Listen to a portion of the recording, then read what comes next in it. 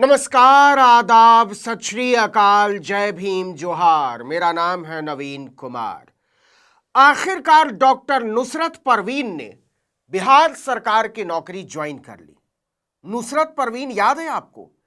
नीतीश कुमार ने जिन्हें joining letter देते हुए नकाब खींच दिया था। हिजाब विवाद के बाद आयुष डॉक्टर नुसरत परवीन ने 23 दिन बाद नौकरी ज्वाइन कर ली है। नुसरत की ज्वाइनिंग को लेकर अधिकारियों पर भारी दबाव था। इस दबाव का असर ऐसा था कि नियम के तहत उन्हें सिविल सर्जन के पास जाने से भी छूट दे दी गई। उन्होंने सीधे विभाग पहुंचकर नौकरी ज्वाइन की। आपको हमने अपने वीडियो में बताया था कि 20 दिसंबर ही ज्वाइनिंग की आखिरी तारीख थी, लेकिन नुसरत ने 20 दिसंबर तक नौकरी ज्वाइन नहीं की। इसके बाद नीतीश कुमार ने अधिकारियों पर दबाव बनाया कि किसी भी सूरत में डॉक्टर नुसरत परवीन को ज्वाइन करवाइए। इसके बाद नियमों में ढील देते हुए उनके ज्वाइनिंग की तारीख को बढ़ाकर 31 दिसंबर किया गया, लेकिन 31 दिसंबर तक भी डॉक्टर नुसरत सेवा देने नहीं पहुंची। फिर इसे बढ़ाकर 7 जनवरी किया गया और 7 तारीख को सीधे विभाग पहुंचकर नुसरत ने ज्वाइनिंग की प्रक्रिया पूरी की। आपको याद दिला दें कि मुख्यमंत्री नीतीश कुमार ने 15 दिसंबर को आयुष डॉक्टर्स को नियुक्ति पत्र बांटने के दौरान नुसरत का हिजाब खींच दिया था। इसके बाद से नुसरत कहां है, इसे लेकर किसी के पास कोई सटीक जानकारी नहीं थी। लेकिन अब खबर आ रही है कि बिहार सरकार के अधिकारी लगातार डॉक्टर नुसरत को मनाने में जुटे हुए थे। आपको बता दें कि कायदे के मुताबिक नियुक्ति के लिए आयुष विभाग डॉक्टरों को चिट्ठी जारी करता है। यही चिट्ठी नुसरत को मुख्यमंत्री नीतीश कुमार ने पटना में 15 दिसंबर को एक कार्यक्रम में सौंपी थी, जिस पर बवाल हो गया था। इस चिट्ठी को लेकर आखिरी तारीख से पहले सिविल सर्जन के ऑफिस जाना होता है। वहां चयनित उम्मीदवारों से उनकी बुनियादी जानकारी ली जाती है और फिर डॉक्यूमेंट्स का वेरिफिकेशन होता है। इसके बाद सिविल सर्जन एक नई चिट्ठी जारी करते हैं कि किस आयुष डॉक्टर को किस कम्युनिटी हेल्थ सेंटर में ज्वाइन करना है। इसके बाद उम्मीदवार संबंधित सीएचसी में जाकर अपनी सेवा की शुरुआत करते हैं। लेकिन डॉक्टर नुसरत परवीन को यह कुछ भी नहीं करना पड़ा। सीएमओ तो पलट पावड़े बिछाकर बैठे थे, लेकिन डॉक्टर नुसरत ने सीधे विभाग में जाकर ही नौकरी ज्वाइन कर ली। खुद मुख्यमंत्री कार्यालय इसकी निगरानी कर रहा था। आपको याद दिला दें कि हिजाब विवाद के दौरान झारखंड सरकार के स्वास्थ्य मंत्री डॉक्टर इरफान अंसारी ने भी खूब बयानबाजी की थी। डॉक्टर इरफान अंसारी ने डॉक्टर नुसरत परवीन को झारखंड में सरकारी सेवा में आने का खुला न्योता दिया था। उन्होंने यहां तक वादा किया था कि अगर डॉक्टर नुसरत परवीन झारखंड में अपनी सेवाएं देती हैं तो उन्हें 3 लाख रुपए मासिक तनख्वाह दी जाएगी। इसके साथ ही उन्हें उनकी मनचाही पोस्टिंग और रहने के लिए सरकारी आवास की सुविधा भी मुहैया कराई जाएगी। मंत्री ने जोर देकर कहा था कि झारखंड में डॉक्टरों, विशेषकर महिलाओं के मान सम्मान के साथ कोई समझौता नहीं किया जाता। झारखंड सरकार के मंत्री ने कहा था कि बिहार में उन्हें 32,000 रुपए मिलेंगे। वो झारखंड में नौकरी ज्वाइन करें, उन्हें 3 लाख रुपए वेतन, सरकारी फ्लैट, मनचाही पोस्टिंग और पूरी सुरक्षा दी जाएगी।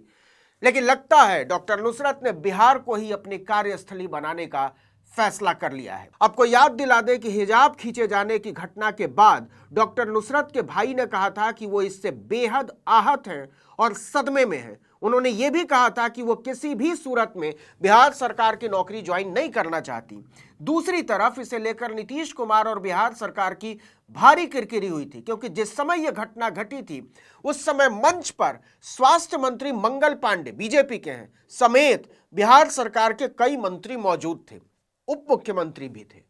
दरअसल 15 दिसंबर को मुख्यमंत्री नीतीश कुमार आयुष डॉक्टरों को नियुक्ति पत्र बांट रहे थे। इस दौरान मुख्यमंत्री ने महिला डॉक्टर नुसरत को पहले तो नियुक्ति पत्र दिया, इसके बाद उसे देखने लगे। महिला डॉक्टर भी मुख्यमंत्री को देखकर मुस्कुराईं।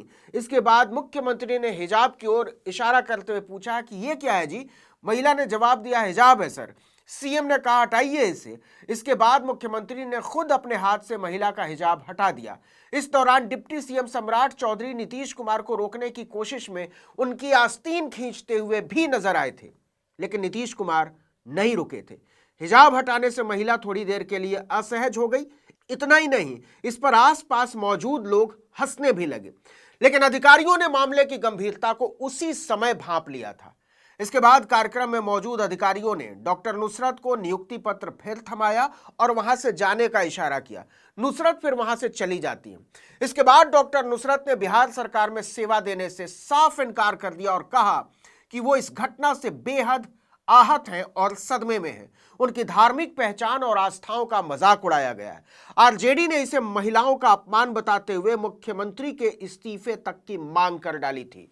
कई राज्यों में इसे लेकर मुकदमे तक की बात हुई। बंगलुरु, रांची और लखनऊ में इसकी शिकायत दर्ज कराई गई और फिर टेलीविजन चैनलों पर इसे लेकर जोरदार बहस शुरू हो गई। पप्पू यादव ने भी आरजेडी की मांग का समर्थन किया और उनकी पत्नी रंजीत रंजन ने नीतीश कुमार का इस्तीफा मांगा। दूसरी तरफ डॉक्टर नुसरत ने उसी दिन बिहार छोड़ दिया और अपने परिवार के पास कोलकाता चली गई। इधर नीतीश कुमार के अगले कार्यक्रमों में मीडिया की एंट्री पर पूरी तरह बैन लगा दिया गया। गया जी में एक कार्यक्रम का लाइव प्रसारण करने से भी रोक दिया गया। नीतीश बिना पत्रकारों से मिले चले गए। बात तब और बढ़ गई जब उत्तर प्रदेश सरकार के मंत्री संजय निषाद ने कह दिया कि हिजाब पर इतना बवाल कहीं और छू लेते तो क्या होता। अरे वो भी तो आदमी है ना, पीछे नहीं पड़ जाना चाहिए। छू दिया नकाब तो इतना हो गया, कहीं और छूते तब क्या हो जाता। इस पर नया विवाद शुरू हो गया। दिवंगत शायर मुनव्वर राणा की बेटी ने संजय निषाद के खिलाफ शिकायत दर्ज करा दी। उधर पाकिस्तान के विदेश मंत्री तक ने नीतीश की हरकत की निंदा कर डाली, लेकिन भाजपा सांसद गिरिराज सिंह ने हिजाब हटाने को सही ठहराकर इसे और हवा दे दी। नीतीश कुमार जी ने कोई गलत काम नहीं किया है। अगर कोई नियुक्ति पत्र लेने के लिए जा रहा हो या जा रही है, क्या उसका चेहरा नहीं दिखाएगी? ये कौन सा, ये कोई इस्लामिक देश है? ये भारत है, भारत में कानून का राज चलेगा। नीतीश कुमार ने सही किया। लड़की कह रही है कि अब नौकरी रिफ्यूज कर दी उसने। वो रिफ्यूज करे या जहन्नुम में जाए। लेकिन पश्चिम बंगाल में इसे लेकर जबरदस्त प्रदर्शन हुए। भाजपा बैकफुट पर आ गई। जावेद अख्तर ने नीतीश कुमार से बिना शर्त माफी की मांग कर डाली। लेकिन अब माना जाना चाहिए कि डॉक्टर नुसरत परवीन की ज्वाइनिंग के बाद विवाद पर पूर्ण विराम लग गया है। लेकिन सवाल है कि जिन लोगों ने, पत्रकारों ने, खासकर टेलीविजन चैनलों पर बैठकर भाजपा के प्रवक्ताओं ने डॉक्टर नुसरत की धार्मिक आस्थाओं और परंपरा की खिल्ली उड़ाई थी, वो क्या शर्मिंदा महसूस करेंगे? इस वीडियो में इतना ही। लेकिन अगर आपने आर्टिकल 19 इंडिया को अब तक सब्सक्राइब नहीं किया है तो फौरन कर लीजिए। बेल आइकॉन दबाइए, घंटी जैसी आकृति लाइक कीजिए और कमेंट करके बताइए हमारा वीडियो आपको कैसा लगा। हमारा ट्विटर हैंडल है article19_India और मेरा ट्विटर हैंडल है नवीन जर्नलिस्ट। नमस्कार।